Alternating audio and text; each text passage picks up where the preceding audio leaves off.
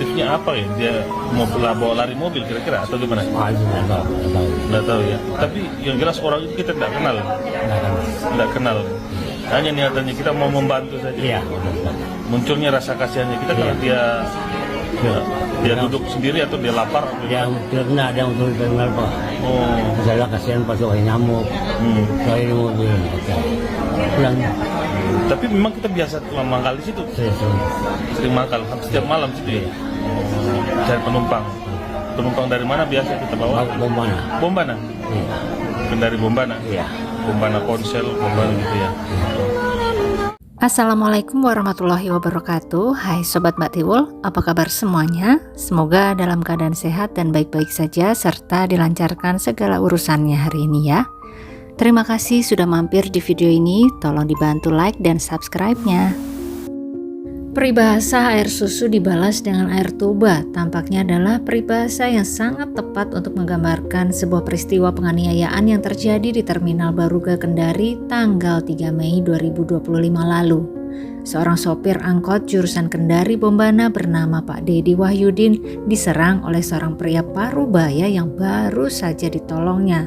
Diberi makan, dibelikan kopi, sampai dipersilakan untuk beristirahat di dalam angkotnya sambil menunggu angkot sesuai jurusan yang dia tuju datang agar tidak digigit nyamuk.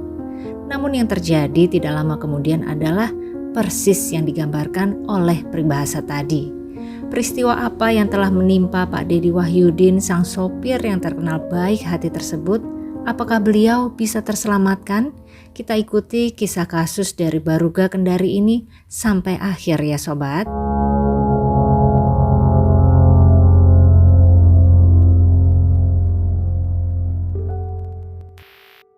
Pak Dedi Wahyudin adalah seorang pria parubaya berusia 54 tahun yang berprofesi sebagai sopir angkot jurusan Kendari Bombana.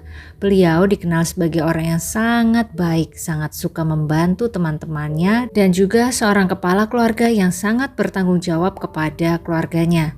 Pak Dedi merupakan warga desa Wawonggole, Kecamatan Bonggeduku, Kabupaten Konawe, Provinsi Sulawesi Tenggara. Beliau memiliki seorang istri dan 3 anak laki-laki, di mana 2 diantaranya sudah mulai bekerja di kawasan pertambangan, sedangkan anak bungsunya masih duduk di bangku kelas 5 SD. Setiap hari Pak Dedi berangkat mencari penumpang tanpa kenal lelah. Beliau menyadari betul tanggung jawabnya sebagai kepala keluarga. Karena meskipun 2 anaknya sudah mulai bekerja, namun mungkin pendapatannya masih minim dan beliau tidak ingin memberikan beban mencari nafkah ke anak-anaknya tersebut. Saking semangatnya mencari nafkah dengan menarik angkot, Pak Dedi sampai sering menginap di terminal sobat. Terminal Baruga Kendari adalah tempatnya menghabiskan malam untuk mencari penumpang. Andaikan bisa bekerja sampai 24 jam sehari, mungkin juga akan beliau jalani. Usia parubayanya tidak menghalangi semangatnya tersebut. Teman-temannya sesama sopir angkot di terminal tersebut mengenal Pak Dedi sebagai teman yang sangat baik. Beberapa sopir muda juga menganggap beliau sebagai ayah ataupun paman karena sifatnya sangat baik dan ramah kepada siapapun. Tidak ada yang menyangka bahwa sifat baik dan ramah yang dimiliki Pak Dedi tersebut pula lah yang kemudian akan menjadi senjata makan tuan bagi beliau.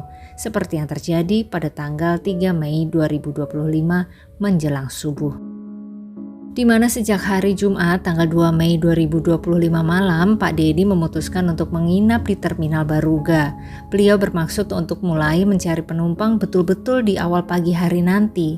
Waktu pun berjalan, memasuki hari Sabtu tanggal 3 Mei. Di saat sedang menahan kantuknya, Pak Dedi tiba-tiba melihat seorang bapak-bapak parubaya yang tampak duduk di terminal seorang diri. Tampangnya sangat kuyuh, tubuhnya kurus. Jatuh iba Pak Dedi melihatnya. Beliau pun kemudian mendekati pria tersebut dan mulai membuka percakapan. Setelah beberapa saat bercakap-cakap di tengah remang cahaya lampu terminal, Pak Dedi mendapat informasi dari bapak-bapak tersebut bahwa dia sedang menunggu angkot yang menuju ke kampung halamannya di Kecamatan Tinanggea, Kabupaten Konawe Selatan. Sayang sekali itu bukan jurusan angkotnya Pak Dedi, tapi Pak Dedi tetap ingin menolong bapak-bapak tua tersebut. Di sini kita sebut saja nama bapak-bapak tua itu Pak AA ya sobat, usianya 57 tahun. Beda tipis dengan Pak Dedi rupanya. Pak Dedi kemudian membelikan makanan dan secangkir kopi untuk Pak AA. Setelah itu beliau juga mempersilahkan Pak AA untuk beristirahat di dalam angkotnya saja agar tidak digigit nyamuk dan akan lebih nyaman dan lebih hangat di dalam angkotnya. Bisa rebahan pula di bangku penumpang. Mendengar penawaran dari sopir baik hati itu, Pak AA pun dengan senang hati menerimanya. Maka dia masuk ke dalam angkot Pak Dedi dan meletakkan barang bawaannya di sana. Kemudian dia merebahkan dirinya di bangku penumpang. Sedangkan Pak Dedi juga mulai waktu istirahatnya dengan rebahan di bangku sopir. Beliau tidak menyangka adanya bahaya yang sedang mengintai sangat dekat dengannya. Di tengah-tengah tidurnya yang mulai lelap sekitar pukul 3 dini hari, Pak Dedi tiba-tiba merasakan sebuah hantaman keras di bagian kepalanya. 2 kali hantaman batu besar dirasakan beliau. Beliau pun terkapar sobat. Kemudian dengan sigap berusaha melawan. Dan setelah melihat sosok si penyerang, ternyata itu adalah bapak-bapak tua yang baru saja ditolongnya. Ya Allah. Belum sempat Pak Dedi melakukan perlawanan, masih dengan kondisi kepala yang berdenyut-denyut, tiba-tiba beliau merasakan serangan sajam di dada dan perutnya. Sampai 4 kali perutnya diserang dengan sajam. Ternyata Pak AA membawa sebuah badik yang tadi disembunyikan di dalam tasnya sobat. Segera saja cairan merah mengucur deras di tubuh Pak Dedi. Suasana terminal pada saat itu masih sangat sepi. Pak Dedi harus cepat menyelamatkan diri jika tidak ingin dihabisi saat itu. Dengan sisa-sisa tenaga yang dimilikinya, beliau akhirnya bisa menyalakan mesin angkotnya untuk kemudian dilajukan menuju ke kantor Polsek Baruga. Sesampainya di sana dengan kondisi tubuh berlumuran cairan merah, beliau melaporkan kejadian yang telah dialaminya. Kemudian setelah tuntas melapor, Pak Dedi pun dirujuk ke RSUD Bahtera Mas Kendari. Sesampainya di UGD rumah sakit, beliau dengan cepat diberikan pertolongan pertama. Kemudian setelah diperiksa, ternyata Pak Dedi butuh dioperasi. Pihak keluarga pun sudah dihubungi dan sudah menuju ke rumah sakit untuk menemani beliau. Urusan mengenai pelaku betul-betul sudah dipasrahkan kepada petugas kepolisian. Sepertinya semua akan baik-baik saja bagi Pak Dedi. Bekas serangan sajam sudah diperban. Waktu operasi sudah dijadwalkan.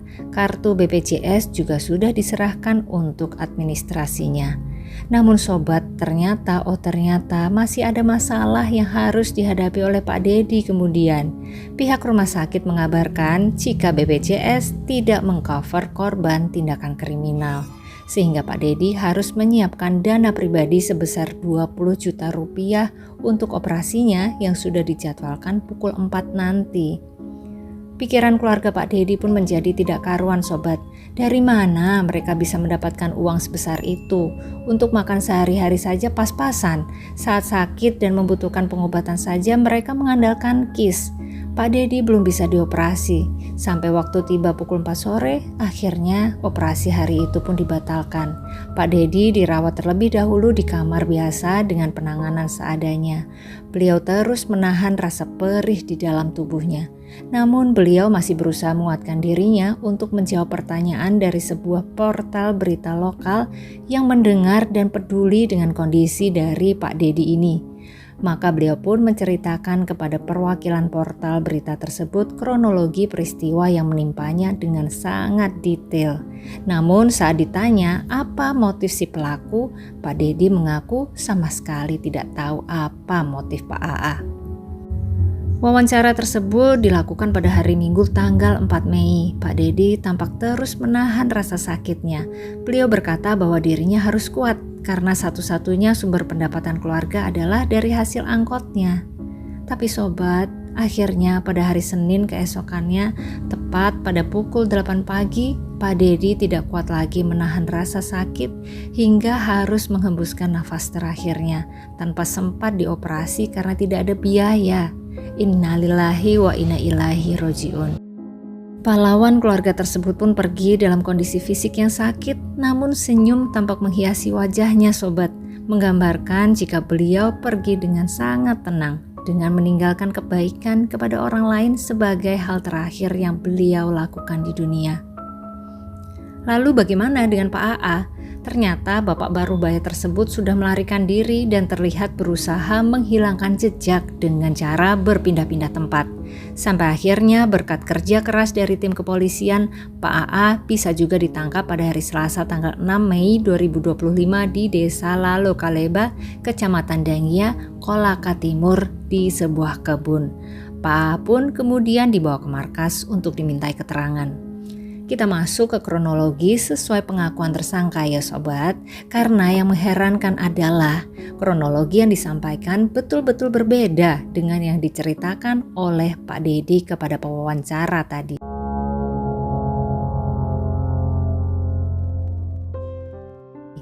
Jadi menurut Pak AA, betul bahwa Pak Dedi membantunya. Kemudian Pak Dedi berjanji akan memberikan tumpangan ke kampung halamannya di Kecamatan Tinanggea, Konawe Selatan. Pak AA pun kemudian meletakkan barang-barangnya di dalam angkot Pak Dedi. Lalu dia pamit kepada Pak Dedi untuk cari makan sebentar. Ternyata di dalam terminal hanya ada siomay, kurang kenyang deh. Oleh karena itu Pak AA pun pergi keluar terminal untuk cari makanan lain. Namun setelah selesai makan, saat dirinya kembali ke terminal, dia tidak lagi menemukan angkot milik Pak Dedi. Pak AA pun menjadi kesal, apalagi barang-barangnya ada di dalam angkot tersebut. Tapi tiba-tiba saja angkot Pak Dedi tampak masuk lagi ke dalam terminal.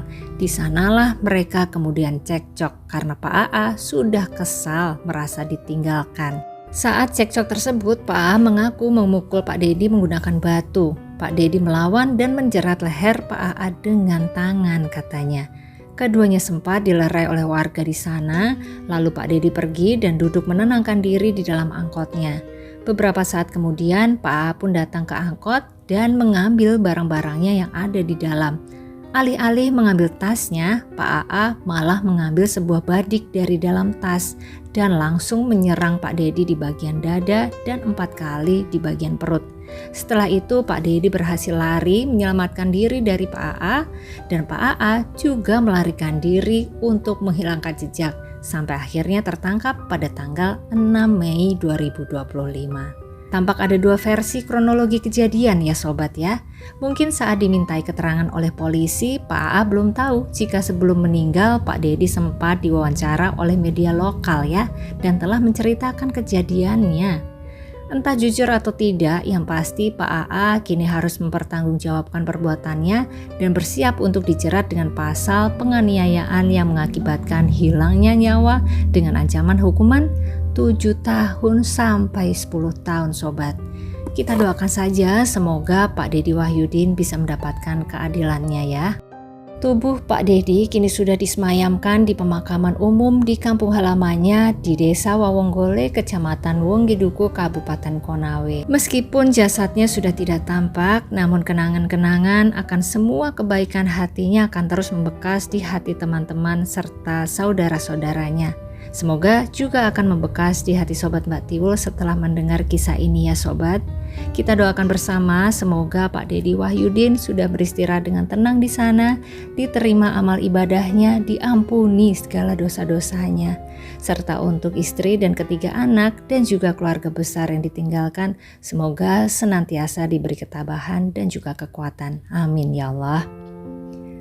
Demikian kisah dari Kendari ini sobat, kisah tentang sebuah kebaikan, sebuah pengkhianatan, juga sebuah pertentangan antara urusan nyawa dan urusan administrasi di negara kita.